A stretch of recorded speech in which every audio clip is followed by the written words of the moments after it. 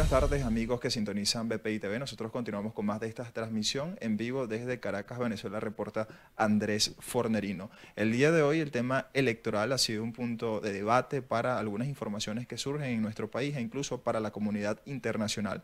Casos como la Unión Europea, que hoy se reúne para discutir este tema sobre las garantías que pudiesen tenerse en las posibles elecciones presidenciales en nuestro país. Yo me encuentro con la directora del Proyecto de Entendimiento Nacional y experta también electoral, la doctora Egle González Lobato. Muchas gracias, doctora, por estar con nosotros, a quien le vamos a consultar sobre esto. Hay dos escenarios en nuestro país.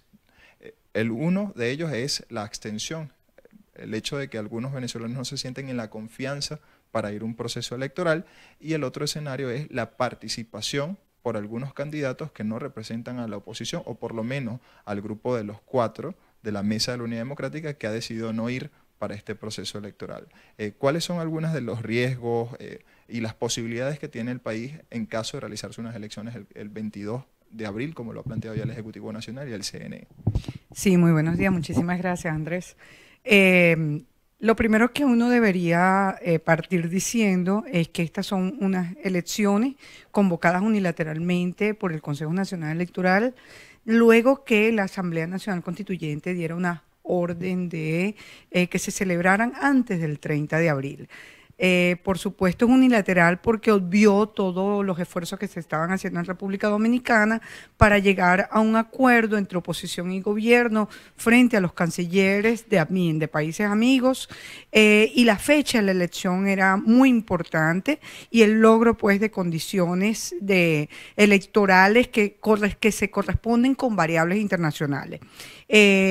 Entonces hay que decir que estas condiciones en que fueron convocadas estas elecciones no se corresponden con unas variables democráticas. Sin embargo, también tienes que tomar en cuenta que las elecciones es la plataforma de lucha democrática y electoral donde los venezolanos pueden resolver pacíficamente sus conflictos. Entonces tenemos a una comunidad internacional que ha extremado todos los esfuerzos para lograr una gobernabilidad internacional con un gobierno que pone en riesgo el progreso de la región, porque son 6, 7 países que van a celebrar elecciones de América Latina durante el año 2018 y termina el trienio en el 2019. Dicho esto, tú te preguntas, bueno, pero entonces, ¿cómo si hay unas elecciones con unas garantías que son, digamos, no alcanzan los niveles de variables internacionales? ¿Por qué vamos a ir? Entonces, lo que uno dice es, mira, si tú no vas y te abstienes, la abstención que ha estado planteada no viene acompañada de un cambio, de una ruta, de un cambio democrático del país.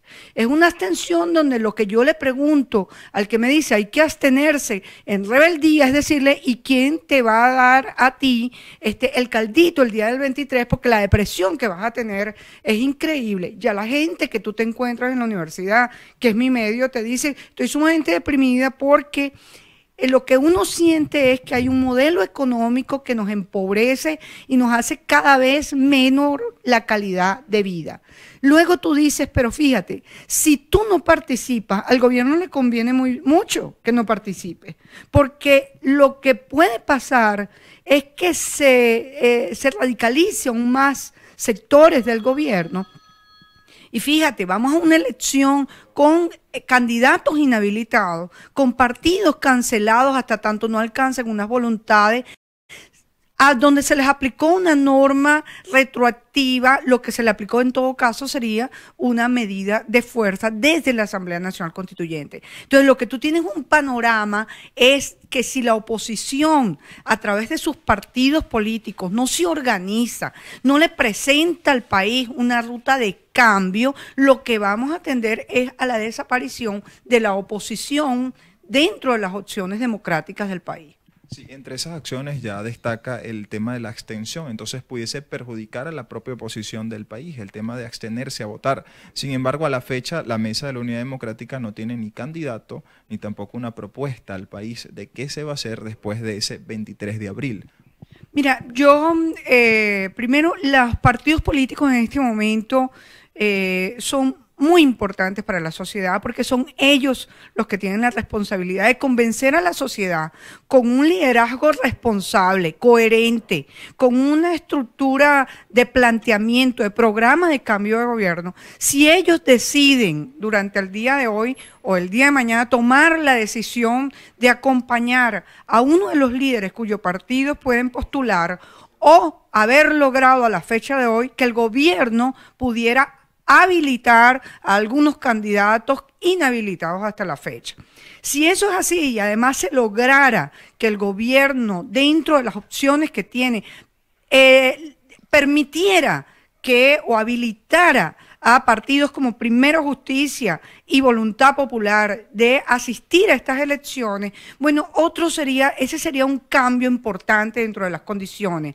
Ahora, repito, la mayor responsabilidad la tienen los partidos políticos porque la sociedad es apolítica y la sociedad tiene toda la razón de sentir que todo está contra ella, que el Estado está contra ella y que hay un liderazgo que ha sido incoherente en las decisiones que ha tomado. Sin embargo, yo creo que hay líderes dentro de la oposición que en este momento, repito, requieren tener una claridad, se exige una claridad de ellos y en esa medida requerirán de la sociedad un apoyo para ver si se logra un espíritu de participación masiva en esta elección. Por supuesto, ello implicaría una prórroga de la elección del 20 fijada el 22 de abril. Sí, ahora es que habla de la prórroga, ese es uno de los puntos. Está la parte de la no representación por parte de la oposición venezolana, pero también está el tema de los laxos.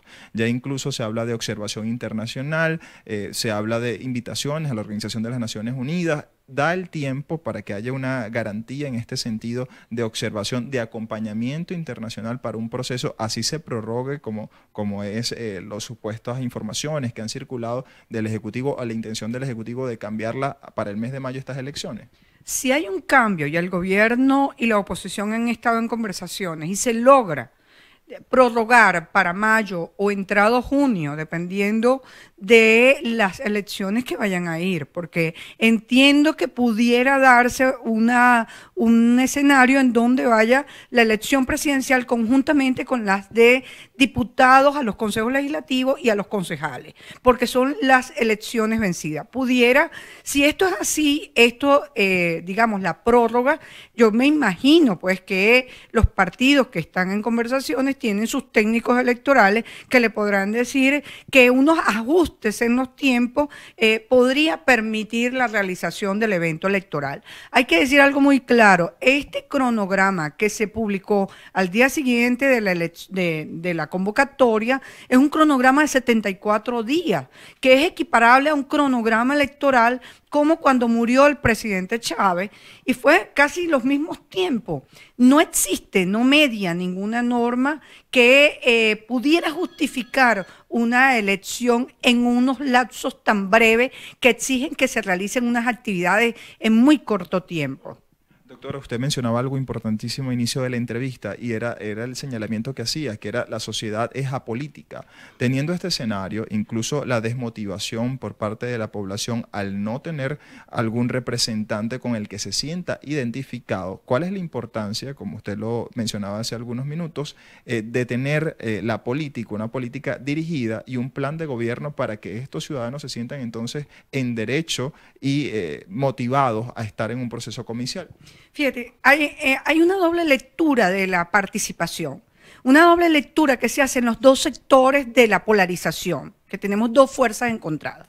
Entonces, hay un grupo muy amplio, muy grande, mayoritario, que dice que tiene intención de votar. Ese grupo, en su mayoría, es afecto al oficialismo.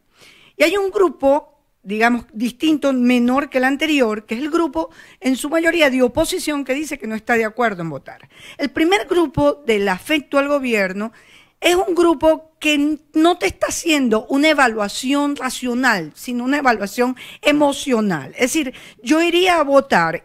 Lo que tú te preguntarías es, fíjate lo que pasa, ese es el grupo más vulnerable, más afectado por el control social. Es el grupo que más molesto e insatisfecho está con el hambre, con la falta de medicina. Y ese grupo para ellos es muy probable que el voto siga siendo una esperanza. Lo que ese grupo no consigue es un referente político, es un referente que le diga: yo te quito el hambre que te lo estás haciendo, el carnet de la patria, con un programa de gobierno en este sentido. No soy solo yo como candidato, es un equipo, es la Venezuela que va por las libertades.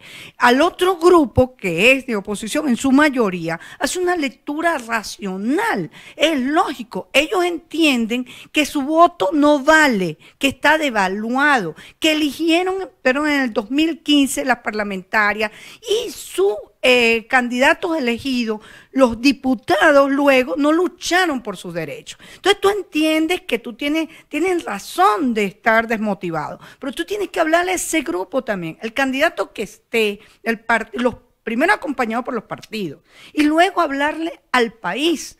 Y decirle: es que tú tienes razón que tú entiendas que tu voto está devaluado, pero entiende que en la medida en que tú no votes, tú le permites precisamente a ese gobierno que te limita las libertades continuar en el poder. Es decir, tiene que haber, digamos, primero una responsabilidad de los partidos con la sociedad y decir: nosotros vamos, una cosa muy importante, a defender tu participación. Eso quiere decir que yo voy a estar en el proceso electoral como una voz, alzando la voz, diciendo exactamente cómo se está realizando todo, porque lo que está sucediendo en el país es que la institución electoral en este momento no tiene un referente de confianza, no es un referente de confianza. ¿De confianza de qué? De la soberanía. Si el ciudadano entiende que el Consejo Nacional Electoral, el día que vaya a votar, lo cambió. Entonces dice: bueno, pero es que están fuera de control. Y eso es el gran desafío que hay que hacer. Sí, doctor Egle, ahora, ¿cómo se pudiese ya interpretar en caso de que exista una elección y que la oposición muestre este plan de gobierno y decida ir a unas elecciones con garantes internacionales, con algunas instituciones?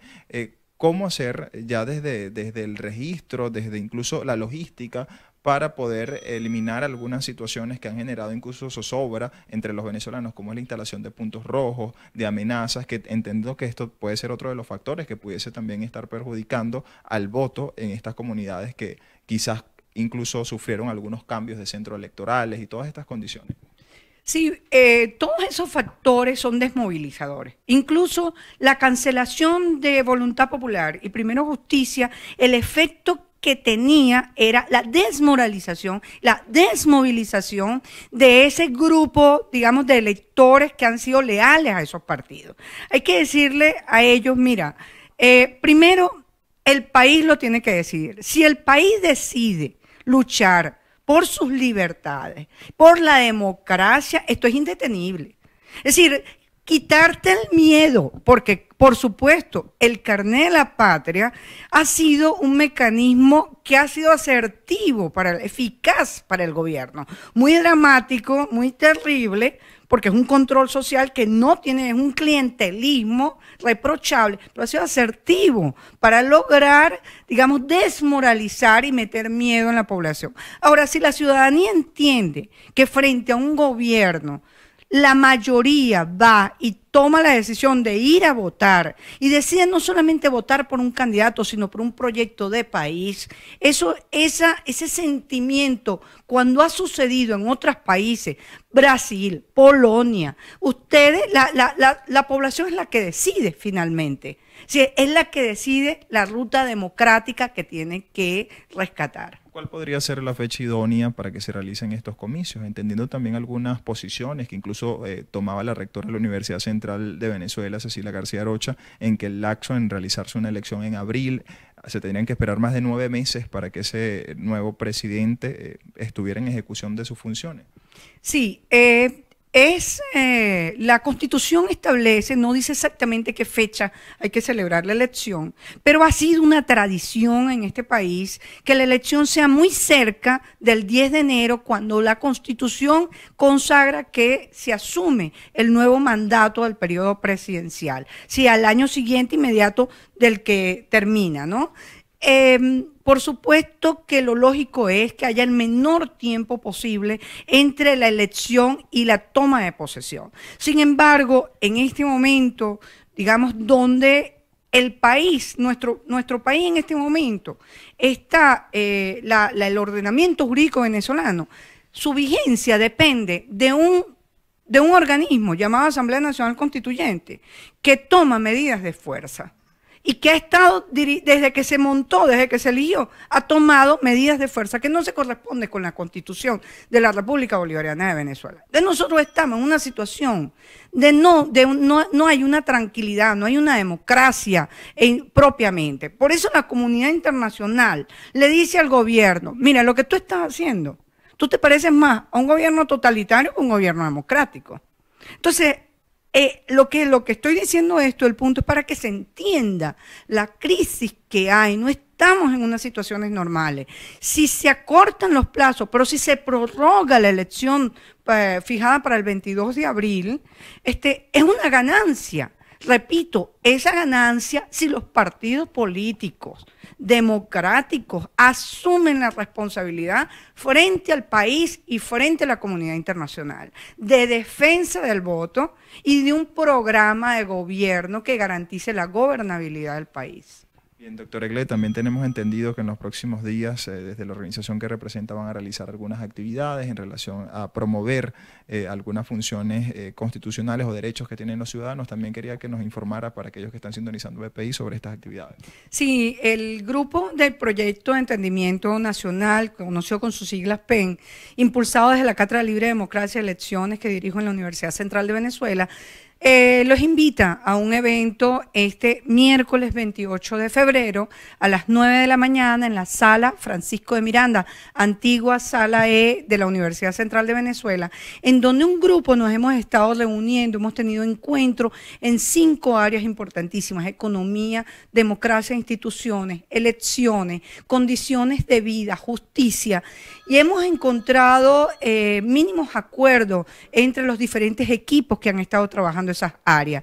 En este momento nosotros simplemente estamos construyendo unas políticas públicas para enfrentar la crisis y para favorecer a una mayoría que está muy afectada y que, bueno, que tiene que tener, digamos, tiene que mirar el futuro que nadie se los está diseñando ni se los está dibujando. Muchísimas gracias, doctora Egle. Escuchaba entonces la entrevista que le realizamos a la experta en materia electoral, Egle González Lobato. Ya ella ha ratificado una invitación para este próximo día miércoles sobre algunas ponencias que van a tener algunos expertos en esta materia y de otras áreas en el país. Ya ella incluso también ha fijado posición en relación a estas elecciones presidenciales en Venezuela y considera que una prórroga podría ser un factor favorable para los dirigentes políticos del país y así ganar tiempo y también el respeto de los ciudadanos para que se sientan motivados en ir o elegir a un futuro candidato presidencial. Es parte de la información que nosotros podemos ofrecer al momento. Desde Caracas, Venezuela, reporta Andrés Fornerino para BPI TV.